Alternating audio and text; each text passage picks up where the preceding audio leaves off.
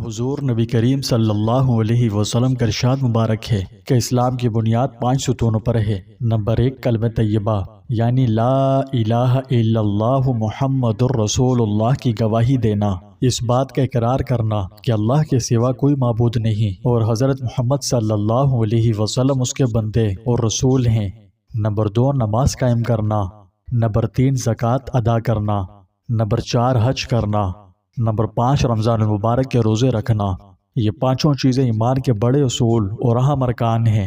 حضور نبی کریم صلی اللہ علیہ وسلم نے اس حدیث مبارکہ میں بطور مثال کے اسلام کو خیمے کے ساتھ تشبیہ دی ہے جو 5 ستونوں پر قائم ہوتا ہے۔ پس کلمہ شہادت خیمے کی درمیانی لکڑی کی طرح ہے اور بقیہ چاروں ارکان بمنزلہ ان 4 ستونوں کے ہیں جو چاروں کونوں پر ہوں۔ اگر درمیانی لکڑی نہ ہو تو خیمہ کھڑا ہو ہی نہیں سکتا، اور اگر یہ لکڑی موجود ہو اور چاروں طرف کے کونوں میں کوئی لکڑی ایک نہ ہو، خیمہ تو قائم ہو جائے گا لیکن جس کونے کی لکڑی نہیں وہ جانب ناقص اور گری ہوئی ہوگی۔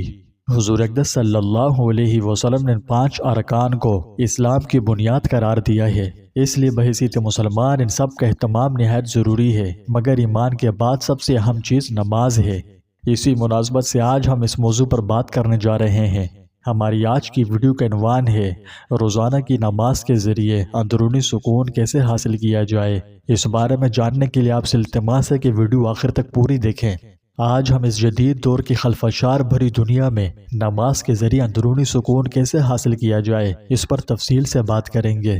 یاد رہے، افراتفری اور خلفشار سے بھری دنیا میں صلاۃ ہمارے سکون کا نخلستان ہے، لیکن ہم صحیح معنوں میں اس کی برکات کا تجربہ کیسے کر سکتے ہیں جو نماز سے حاصل ہوتی ہیں؟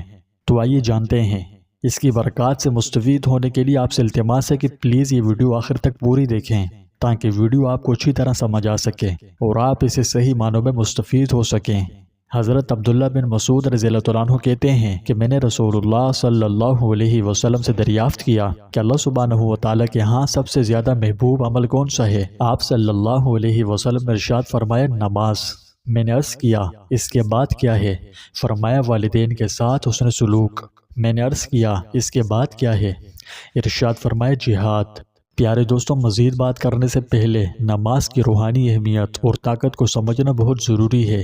نماز صرف ایک رسم یا معمول نہیں ہے، اس کا اللہ سبحانہ و تعالیٰ سے براہ راست جڑنے کا خاص تعلق ہے۔ جب ہم نماز میں کھڑے ہوتے ہیں تو ہم دنیا کے خلفشار کو پیچھے چھوڑ کر صرف اور صرف اپنے خالق پر توجہ مرکوز کرتے ہیں۔ اگر جدید الفاظ کا مجموعہ استعمال کرتے ہوئے آپ کو یہ بات سمجھاؤں تو یوں کہوں گا کہ رب ذوالجلال کی طرف سے یہ مقدس لمحہ ہمارے دلوں کو صاف کرنے، ہمارے ذہنوں کو پرسکون بنانے اور ہماری روحوں کو اس کے ساتھ ہم آہنگ کرنے کے لیے ڈیزائن کیا گیا ہے۔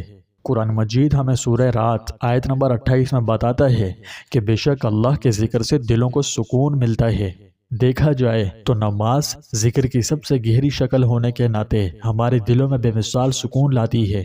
جو لوگ نماز کو ان کے اوقات میں قائم کرتے ہیں، اللہ سبحانہ و تعالیٰ ان کے گناہوں کو معاف فرما دیتے ہیں، ان کی زندگی میں برکت کے غیبی دروازے کھولتے ہیں۔ یعنی نماز گناہوں کی بخشش اور رزق میں برکت کا ذریعہ ہے۔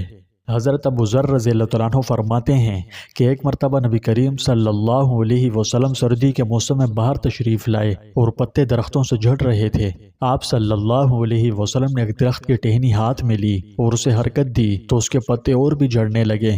آپ صلی اللہ علیہ وسلم نے فرمایا اے ابو ذر، مسلمان بندہ جب اخلاص سے اللہ کے لیے نماز پڑھتا ہے تو اس سے اس کے گناہ ایسے ہی جڑتے ہیں جیسے درخت سے یہ پتے جڑ رہے ہیں۔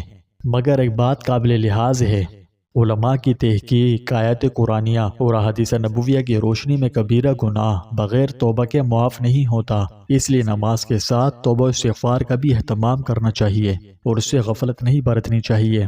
اگر آپ توبہ و استغفار کے فضائل فوائد جاننے میں دلچسپی رکھتے ہیں تو آپ کے لیے میں نے چند بہت ہی دلچسپ اور معلوماتی ویڈیوز بنائی ہیں۔ یہ ساری ویڈیوز آپ کو میرے اسی چینل پر مل جائیں گی، تو ابھی میرے چینل کو کھولیں اور ان ویڈیوز کے ذریعے اپنی زندگی میں برکات کا تجربہ کریں۔ پیارے دوستوں، نماز فوائد و برکات کا لازوال خزانہ ہے۔ جب ہم اسے اس کے اوقات میں قائم کرتے ہیں تو ہماری زندگی میں اللہ سبحانہ و تعالیٰ کی بے پناہ رحمتوں، نعمتوں اور برکتوں کے دروازے کھل جاتے ہیں۔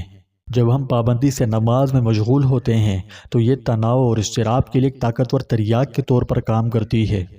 تحقیق سے پتہ چلتا ہے کہ پابندی سے نماز قائم کرنا تناؤ کی سطح کو نمایاں طور پر کم کر سکتی ہے، بلڈ پریشر کو نارمل کرتی ہے اور مجموعی ذہنی صحت کو بہتر بنا سکتی ہے۔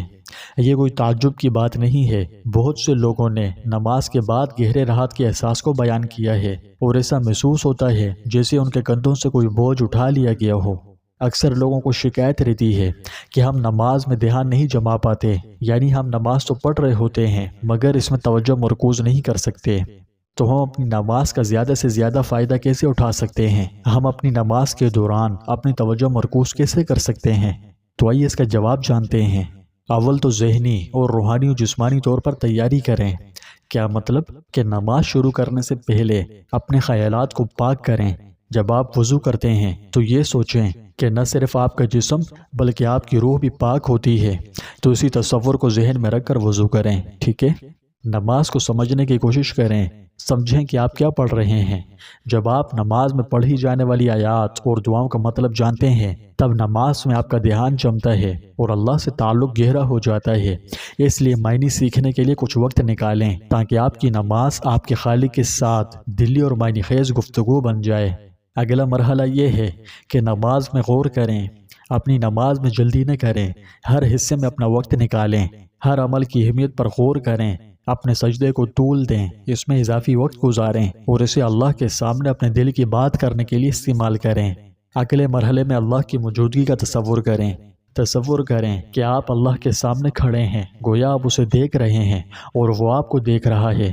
یہ ذہنیت جسے نماز کا حسن کہا جاتا ہے آپ کے ارتکاز کو نمایاں طور پر بڑھا سکتا ہے اور نماز کے دوران بہتر توجہ مرکوز کرنے میں مدد کر سکتا ہے۔ اگلا مرحلہ ہے نماز کی پابندی کریں۔ نماز کی بے شمار برکات کو کھولنے کی کنجیوں میں سے ایک اہم مستقل مزاجی ہے۔ رسول اللہ صلی اللہ علیہ وسلم نے فرمایا، بہترین عمل وہ ہے جو باقاعدگی سے کیا جائے، چاہے وہ چھوٹا ہی کیوں نہ ہو۔ نماز کو اپنے دن کا مرکز بنائیں۔ کیا مطلب؟ کہ نماز آپ کے دن کا مرکزی اور سب سے اہم حصہ ہو، چاہے کچھ بھی ہو جائے آپ کی نماز نہ چھوٹے۔ یقین کیجئے جب یہ کیفیت پیدا ہو گئی نا تو آپ سوچ نہیں سکتے کہ یہ آپ کو کتنی بلندیوں تک لے جا سکتی ہے۔ تو پیارے بھائیوں اور بہنوں، نماز اللہ سبحانہ و تعالیٰ کی طرف سے ایک بہت قیمتی تحفہ ہے جس کا مقصد ہمیں اس کے قریب لانا اور زندگی کے ہنگاموں کے درمیان ہمیں اندرونی سکون فراہم کرنا ہے۔